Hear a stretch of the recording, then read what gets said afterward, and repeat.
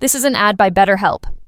BetterHelp recently surveyed over 16,000 people and found that while 75% of people believe it's wise to seek support, only 27% of Americans are in therapy, and people stay silent to avoid being judged. BetterHelp has over 10 years of experience matching you with the right therapist, because we're all better with help. Visit BetterHelp.com/stopthestigma for their first ever State of Stigma report, the latest in mental health research. She is a retired R.C.M.P, Royal Canadian Mounted Police. She was shot with a sawed-off .303 rifle from a pedophile, had her leg amputated below the knee, returned to full duty. She's here to tell her story and much more. Welcome to the Law Enforcement Today radio show. I'm your host. My name's John J. Wiley. In addition to being a radio broadcaster, I'm a retired police sergeant. For the latest news articles and much more, check out our website, letradioshow.com. In the Law Enforcement Today show, we'll be joined by special guests. We'll be talking about their experiences and issues affecting law enforcement officers, first responders, their families, their community, and victims of horrendous crimes. Be sure to like us on Facebook. Our page is Law Enforcement Today Radio Show. Check out the daily articles on our website, letradioshow.com. And while you're there, download our free app. We are thrilled to partner with Shatterproof at FHE, the world-renowned treatment program for first responders, because at times, helpers need help. Exclusive treatment services for first responders who may suffer from exposure to trauma, PTSD, anxiety, depression, and substance abuse. For free 24/7 information, call 833-776-1420. 833-776-1420. That's 833-776-1420. Or online at fhehealth.com. That's fhehealth.com. Under programs, you'll find details about Shatterproof.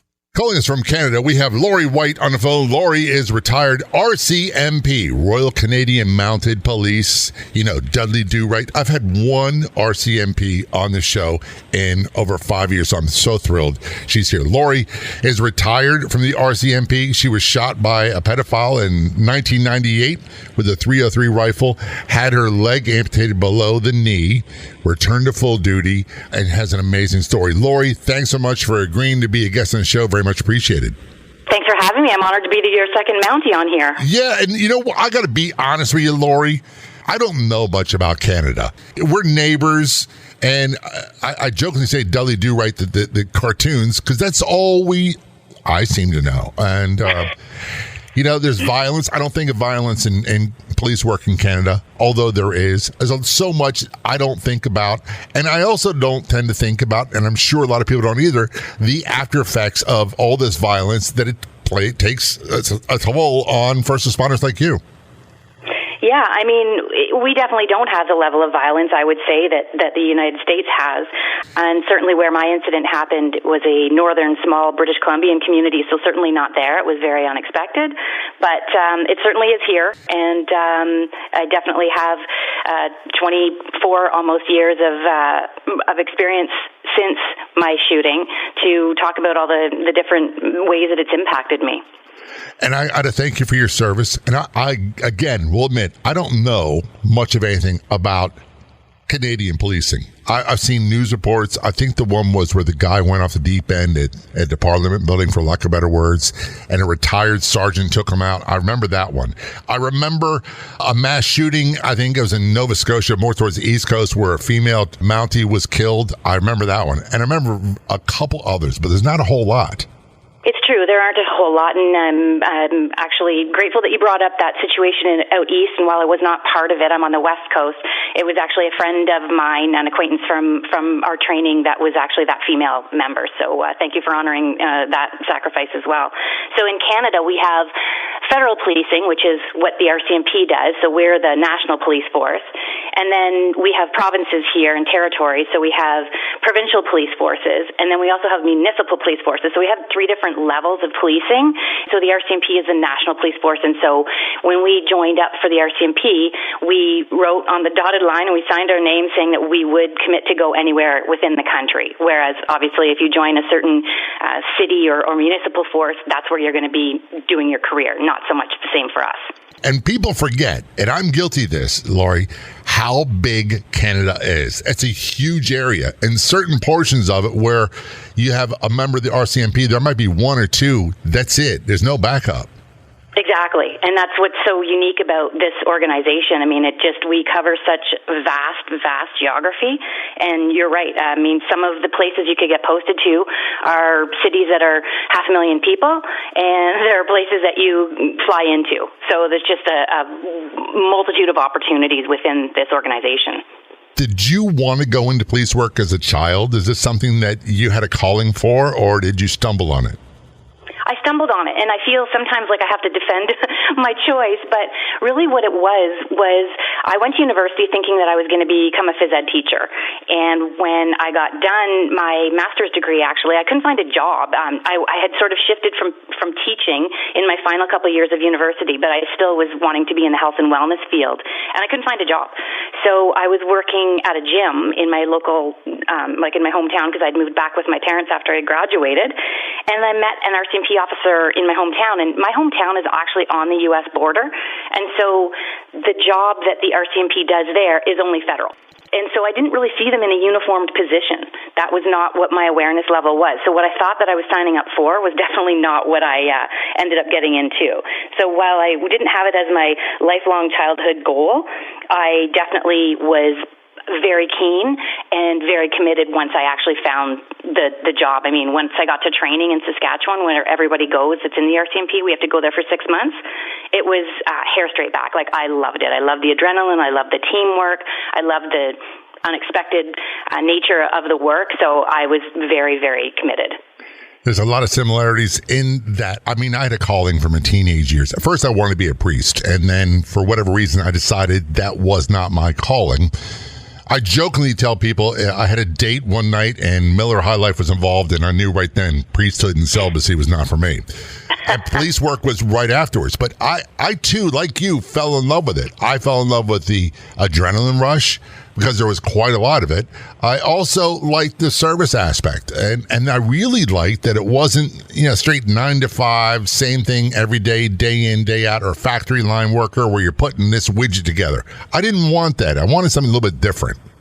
I agree with that. I really I had a calling to help people. I mean, teaching was my original passion, and so I incorporated that into several of the roles that I had within the R.C.M.P, so it fed a lot of my interests and my passions.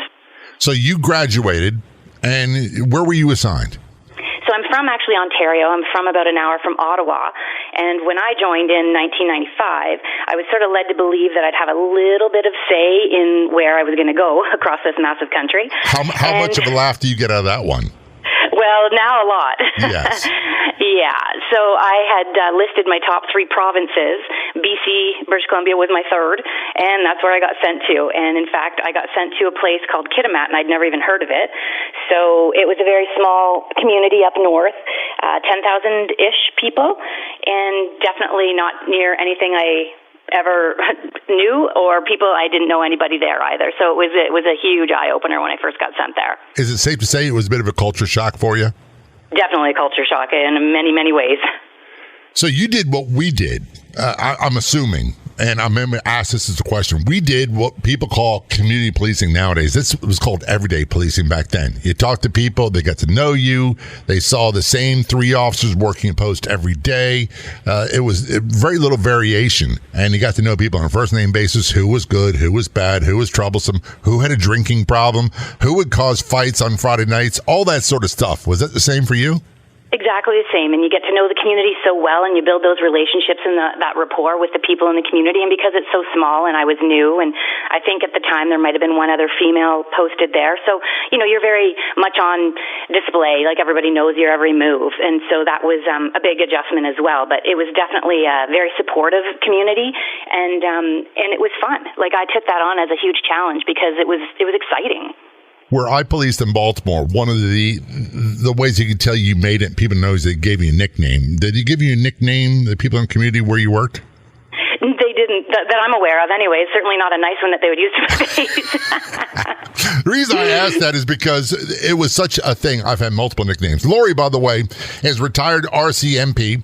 She was shot, lost part of her leg. She's authored the book 1033 and Officer Down Steps Back Up. When we return, we're going to talk more about her career. We're going to go in depth on the incident that cost her one of her legs, the impact it had on her physically, mentally, emotionally, and how she responded. This is Law Enforcement Today Show. Don't go anywhere. We'll be right back.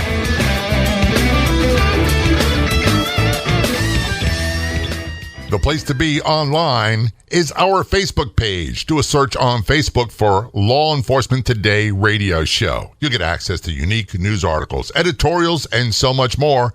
That's Law Enforcement Today Radio Show on Facebook. Are you wondering where you can find more great podcasts?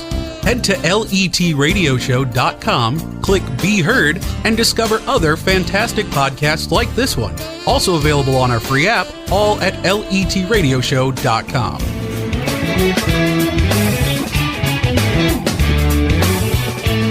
Back to our conversation with Laurie White, retired R.C.M.P. That's Royal Canadian Mounted Police, don't you know? And I feel very honored because she's the second Mountie we've had on the show. And we had one other cop from Canada, one of the provincial departments, a long time ago. Laurie is retired. She's author of the book 1033 and Officer Down Steps Back Up. And part of her story involves being shot by a pedophile. Can you tell us about that incident?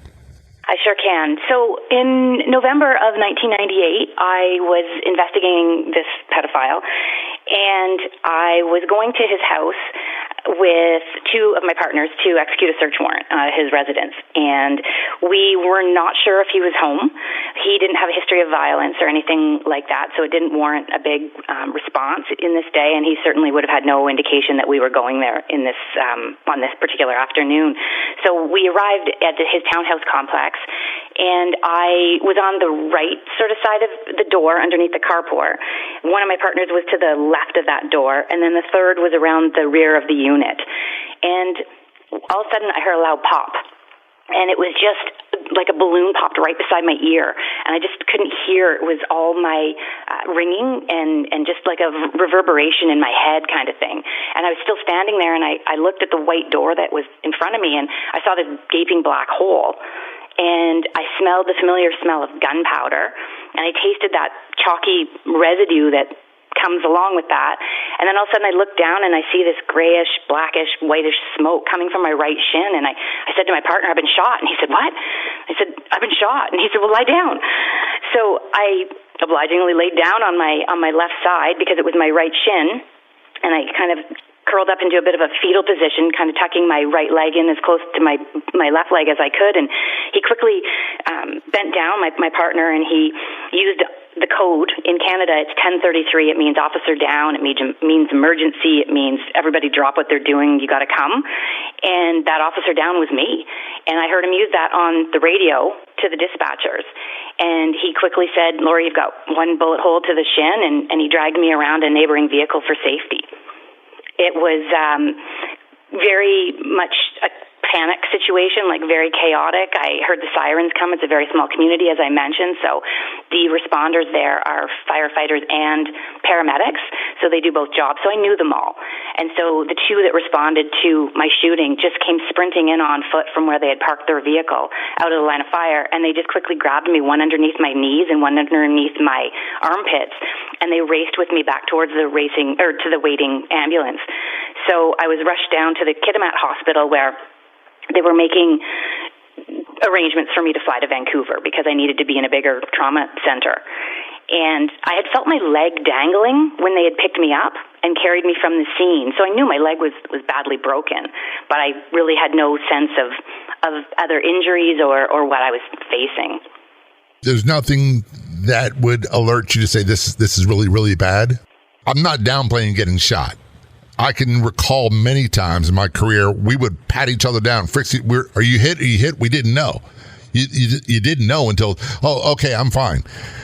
So I'm not diminishing that, but I can tell you, I've had times where I hurt myself and it's like, oh, it's not a big deal. They look at it, it's not a big deal. And then other times they, oh my goodness, this is horrible. Do you have that thought, this is horrible? Absolutely. Well, I didn't in the moment, but what ended up happening is I ended up having somebody come into that hospital room in Kitimat and say, Laurie, do you have any dying declarations? And I remember thinking, what's a dying declaration? Am I dying? And so I do remember doing exactly what you just said, and you're the first person who's actually ever said that to me. I remember patting down my torso and wondering, did I get hit somewhere else? And I'm only aware of the leg for some reason. So I was patting down my torso and sort of my groin area and wondering if I had been hit again. So that definitely was a concern, and that took it to a new level of anxiety for me because, for the first few minutes I just thought, well, obviously I have a badly broken leg, but now someone's using the word dying. Is that actually on the table here? Holy cow. They said to you, do you have a dying declaration? Yeah. How old were you when this happened? I was 28 years old. That's so young. It's so young. And I never, ever thought something bad would happen to me. Yeah, there was always a lingering doubt it could happen. It was a possibility, but it only happened to other people. Did you have the same mindset that nothing bad will ever happen to me? I think so, and I think that's partly a coping mechanism, but I think it's just natural with youth as well. I mean, when we're younger, we don't have that same, we're invincible, and it's not a bad thing. But you're right, I didn't really believe something like that was going to, we were well trained, we were well equipped, I was fit and ready for the job and all the challenges, but as it quickly turned out, all those things are absolutely important, but things just happen that are beyond your control, and you just never, ever know. I want to backtrack just a little bit, and I think this is important for people to understand. And the term is used quite a bit. And the information you sent me and other literature about you, the term pedophile is used a lot. And we'll talk about later on. That seems to have fallen out of favor. People don't use that term too much anymore. And I love that you do. But we don't tend to view them as violent criminals. They tend not to be. When you do a raid or warrant, you're looking for electronic devices, thumb drives, hard drives, all those sorts of other things for photos and videos. There was nothing in his demeanor, his record, that lets you know there's a possible threat. None. No, I had done him for an impaired before that, so I did know who he was, and it was a refusal to provide a breath sample. So that was a whole different situation. But in terms of being a 4-year-old person, there was absolutely nothing in his history or his background that would indicate that we would be walking into something like that.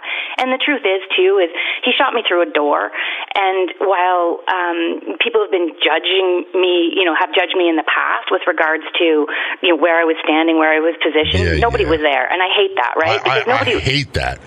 I love police. Don't get me wrong, but they're the first to go, well, if I was there, I'd done this. And I always say, you weren't there. 100%. It's so frustrating because it's the first thing that happens. You're lying there in the ICU having your leg amputated, and people are judging what you did or didn't do tactically right or wrong, and judging myself and the other people who were there. And the reality of it is, I would have done the same thing over and over again. I wasn't standing directly in front of the door. Not that I need to defend myself, but I wasn't. It happened to go through the door, but it wasn't an aimed shot. I don't believe there's any possible way that he could have aimed. I think it was a panic situation because one bullet went out the door in the front of the unit and hit me, and the second bullet that he shot went out the back of the unit, and they were in quick succession, and in fact, I didn't even hear the second one go. So I don't believe that there was really any way that we could have dealt with that any differently based on what we knew at the time. And I think that's the luxury that people have in hindsight, right? You're able to look at a situation through a totally different lens with new information and new experiences and say, oh, wow, she shouldn't have done that. She shouldn't have been standing there. She shouldn't have been doing this. We weren't there, and we didn't know that stuff then. Right. Well, it's so easy to Monday morning quarterback. And I'm not speaking for you, but so many of the police administrators, at least in the United States, I always say jokingly, the most dangerous thing they encounter is a paper cut or a rusty paper clip. That's it. And they don't, it's as if they lost their sense of remembering how dangerous things can be, and or more than likely they were what we call mobile secretaries, and they were the last ones to show up on a hot call, and they never got blood in their uniform, and they avoided all that stuff. They never had complaints. They never had those issues, and that's why they tend to get promoted to higher ranks and make the lives miserable of everybody else. It's the Law Enforcement Today show. We'll return to our conversation with Laurie White in just a few moments. Don't go anywhere. We'll be right back. Flintstone Media has been the digital messaging bedrock of several brands and businesses, serving as a highly resourceful podcast production house and consultancy firm for over 6 years. Work with a leader in the industry and add a new podcast to your brand's content offerings.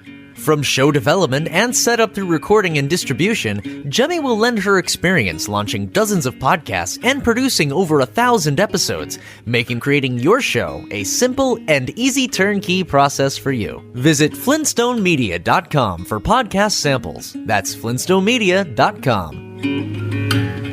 Every day you put on your uniform and go to work, someone may be counting on you to be there for them in a life or death situation, because emergencies can happen at any time and to anyone. The question is, where do first responders turn when they are in crisis? At FHE Health, our specialized treatment program has helped many first responder families successfully manage PTSD, addiction, and other mental health issues. Struggling? Call FHE Health today at 833-776-1420 or online at FHEHealth.com.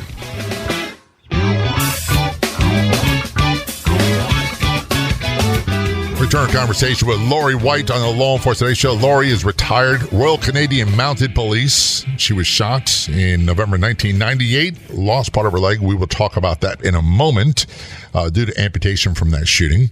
Returned to full duty and retired, I believe it was in 2020, and 22 years. And she wrote a book, 1033, An Officer Down Steps Back Up. Laurie, I'm amazed by your story. I know a little bit, not a whole lot. So when people hear this, they're hearing a lot of the same things I'm hearing for the first time. You talked about being shot, and you really didn't grasp, if I can say so, the severity of the situation until someone came into the hospital and said, do you have a dying declaration? And you had suspicions that things were not good. When did you find out how bad it was? Well, I was conscious for about 4 hours, I'm told. After that comment was made to me, I was very deliberately and intentionally trying to keep my eyes open, because in those weird, hazy hours, I tricked myself into believing that as long as I keep my eyes open, then obviously it's proof that I'm alive. So that's number one thing that I can do. That's within my control. But there was an alarming amount of blood loss, and there was excruciating pain and all that. And so I finally succumbed to the shock and the blood loss after about 4 hours, and I was taken by air ambulance to Vancouver. And I woke up after about an 8-hour marathon surgery to the news that my lower right leg had been amputated. And in that effort to, restore circulation to my right foot, they had taken big chunks of my vein from my left inner thigh in order to try to restore that circulation and save that leg. But it was ultimately not possible. And so that's what I woke up to. So 28 years old. In fact, my birthday for turning 29 was 3 days later, and I was in the hospital with, my lower leg gone. It was... it was absolutely overwhelming. I just don't even think that in my young, naive mind, I really could wrap my head around what amputation meant. It just was such a foreign word to me. So it was a very big struggle to come to terms with. And in fact, I didn't actually look at my leg and what was left of it for many, many days, because I felt like, kind of to the same point, if I could avoid looking at it, then it wasn't really real. So if I looked at it, then it became real, and I just thought it was easier not to. I have nothing to base any comparison off of. I am blown away that you can talk about this now with total candor, but the thought of coming to and part of my body, a big part of your body being gone, I don't know how do you bounce back from that? Well, I think one of the things that really helped me, I know, was before I'd even looked at my leg, another R.C.M.P. officer actually had recently lost his leg to cancer. And he came into my hospital room, and he was just such an inspiring person. He was bent on going back to work. He was very, just a big personality, and he came in and he showed me his leg, and I didn't want to see it because I hadn't even looked at what was left of mine. But he showed me his prosthetic leg, and he said, we're going to do this together. We're going to train, and we're going to do that obstacle course test that the R.C.M.P. would require us to do. We're going to do that together, and we're going to train, and it was very, very motivating and very inspiring for me. So that actually was so well timed. His visit couldn't have come at a better moment for me, even though I hadn't even owned up to what I was going to be facing personally.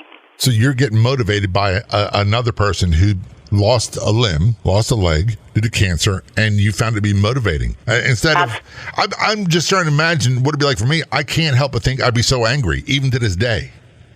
Well, I was angry. Don't get me wrong. There was a lot of emotion happening there. But when I'm able to look back at it and really think about that visit and what it meant to me, it was absolutely so inspiring. And I got caught up in his attitude and his commitment to going back to work and to serving the communities that we served. And so while in that moment, that's probably not how I would have framed it exactly, I was quite intrigued. But I was heavily drugged and everything too. So it took time for me to process what that visit really meant.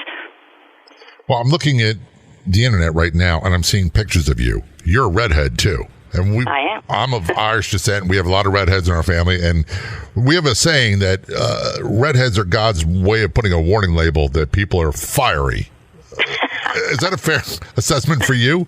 I think people would probably tend to agree, yes. So I'm kind of amazed that when you say, okay, I was inspired by this guy, and I'm looking at this picture, you're going, oh my goodness, I wouldn't want to cross her on her best day. And that was certainly not your best day. I know. It's true. So you're a motivated person. And I know, how long was the rehabilitation process for you? You had to learn how to walk with a prosthetic, all these other things. That had to take time. Oh, it took so much time, and everything is just so excruciatingly slow. It was, I ended up having several more minor surgeries to sort of prepare my stump for the best possible prosthetic fitting. So these are all things that I had to learn. I mean, I had no idea about any of that, but because it was such a traumatic situation, like the bullet of a sawed-off 303, it hit something hard, which was my two lower leg bones, and it mushrooms and pretty much took my calf with it. So there was a lot of damage to not only that leg, but then I had this giant healing to take place on my left inner thigh as well, because that went from my groin to my knee. So I had a long process in order to even be able to get upright. I mean, it was challenging to even sit up without keeping my blood pressure under control, let alone standing and trying to get to and from the washroom when I was finally able to. And, so moving around and getting independence took a long time. But I think it's funny now when I think about how painfully long that process was in the time. It actually was 10 months between when I actually lost my leg and between the time I actually was successfully able to return to work. So that's the thing. Incredible. You found a way. You got so motivated that I'm going to return to full duty. How does one develop that mindset and the determination to fight through all the physical pain?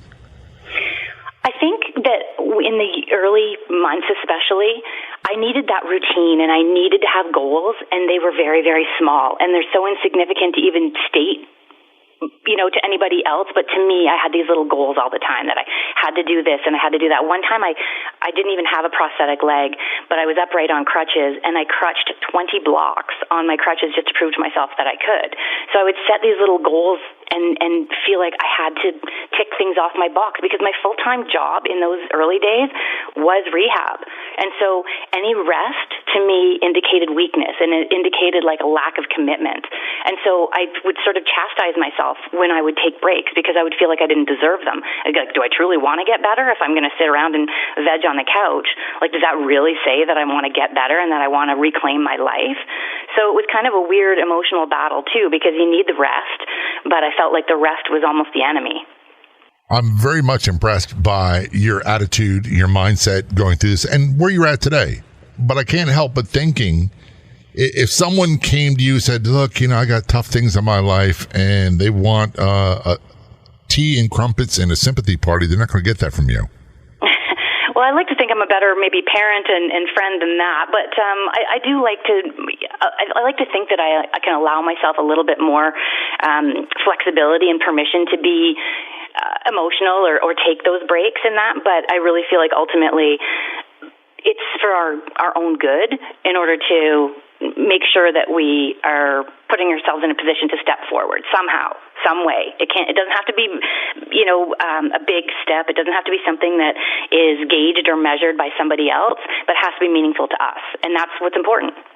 We're talking with Laurie White, retired R.C.M.P. officer. When we turn our conversation, we'll talk more about her injuries, her life after, and her progression, which led to writing the book, 1033, An Officer Down Steps Back Up. This is Law Enforcement Today's show. We'll take a short break. We'll be right back.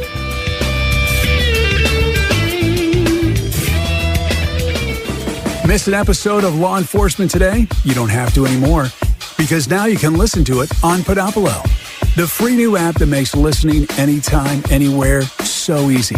Catch up on shows you've missed and chat with John J. Wiley right there too. Download for free on the Apple or Google Play stores. That's Pedophile.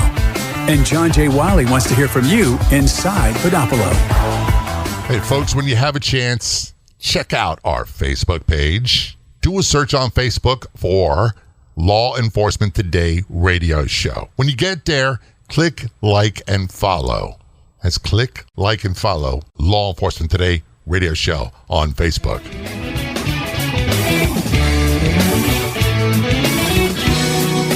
Back to our conversation with Laurie White on the Law Enforcement Today show. Laurie is retired Royal Canadian Mounted Police.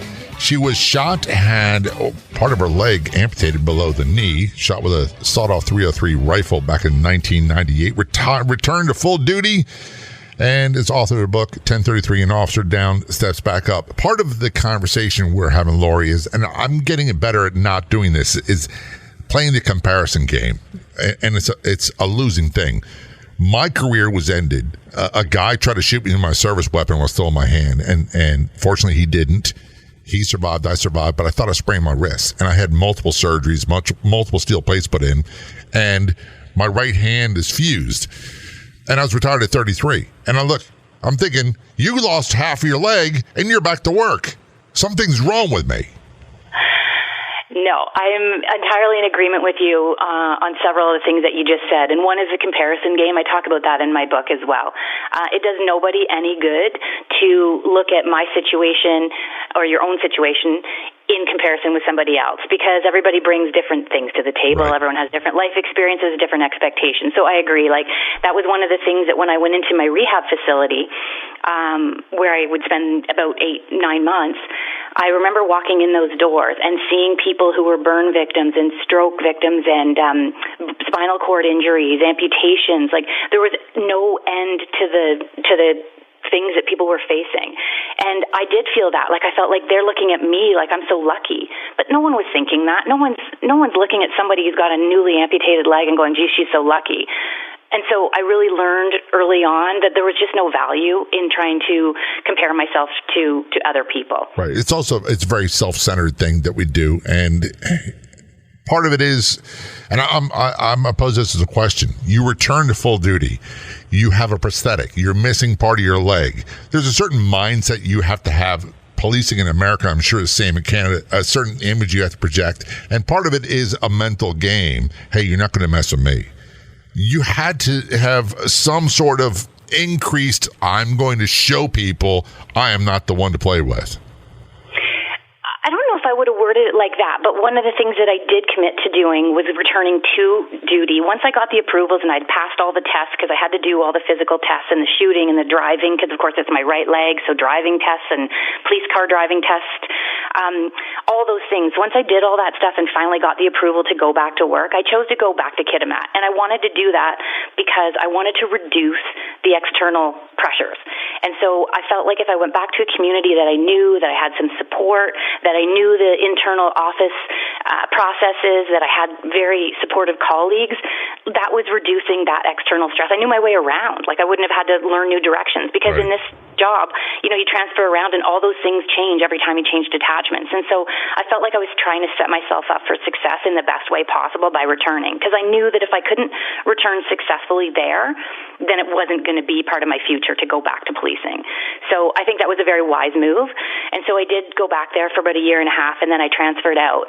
But what I will say is, when you said you retired at 33, I didn't stay operational for the whole duration of my career. And so I need to qualify that and say that I did go back operational for several years, but there came a time when physically I just was unable to do that kind of policing. And so I was grateful that I was able to find other roles, some of them not great, but some of them terrific, jobs that were more administrative and more catering to other skills that I had that weren't reliant on my physical skills. I was saying policing is a young person's game. Even if you don't have traumatic injuries like you had or I had, you're going to have shoulder issues, you're going to have knee issues, you have lower back issues, you have all kinds, and you're going to have dents and dings physically and also, for many people, mentally. So when we can't do the street work anymore, I think it's a natural progression to say, okay, I'm going to be doing something that's less demanding.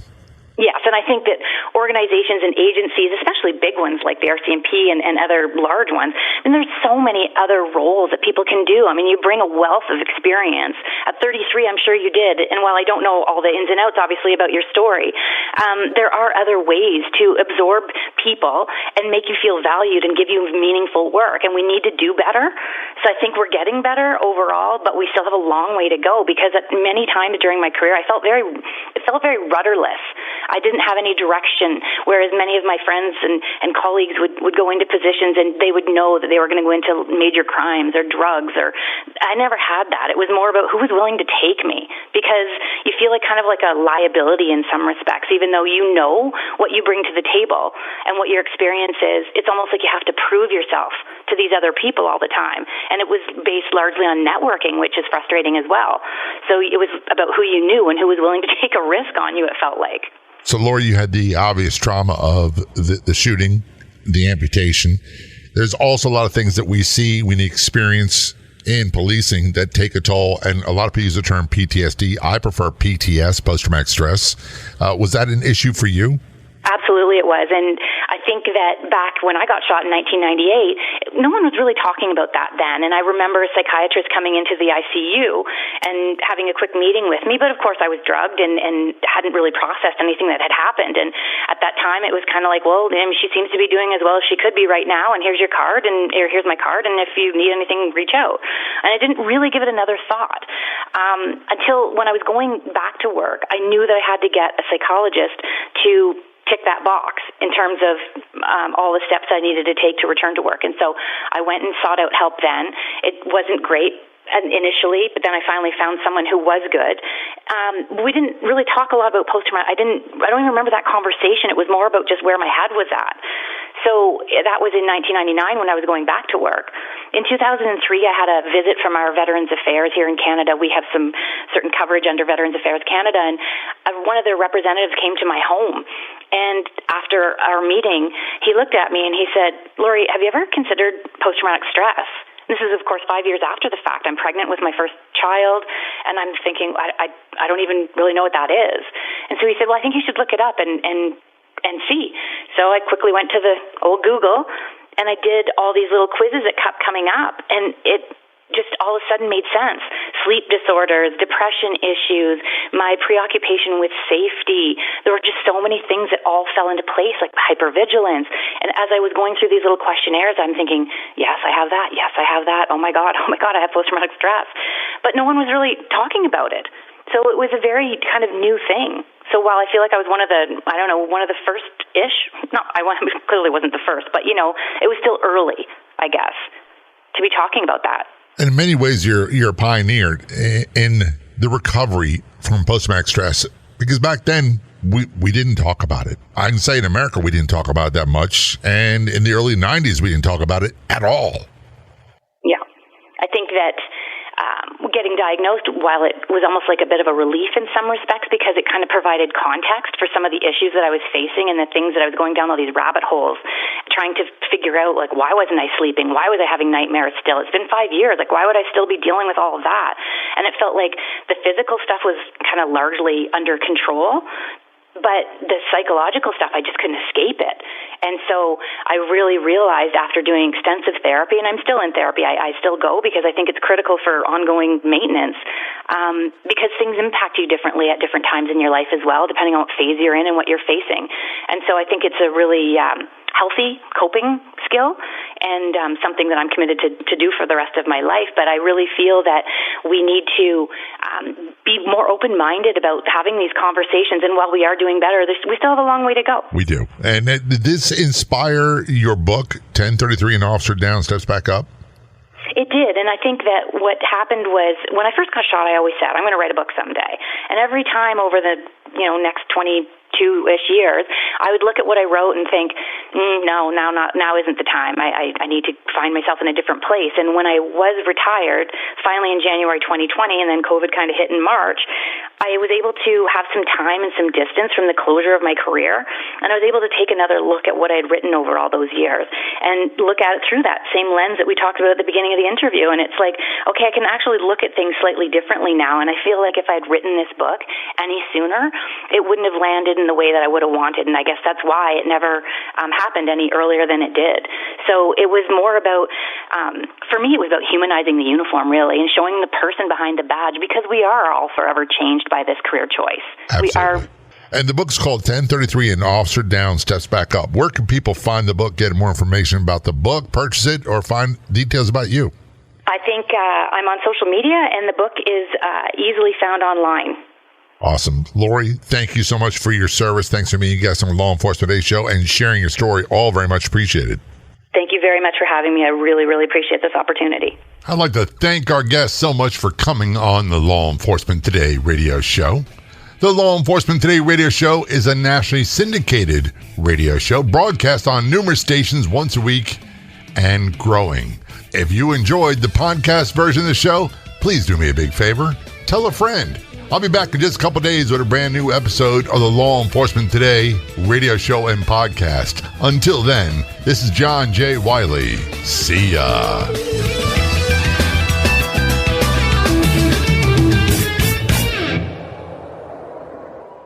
This is an ad by BetterHelp. BetterHelp recently surveyed over 16,000 people and found that while 75% of people believe it's wise to seek support, only 27% of Americans are in therapy, and people stay silent to avoid being judged. BetterHelp has over 10 years of experience matching you with the right therapist, because we're all better with help. Visit BetterHelp.com/stopthestigma for their first ever State of Stigma report, the latest in mental health research.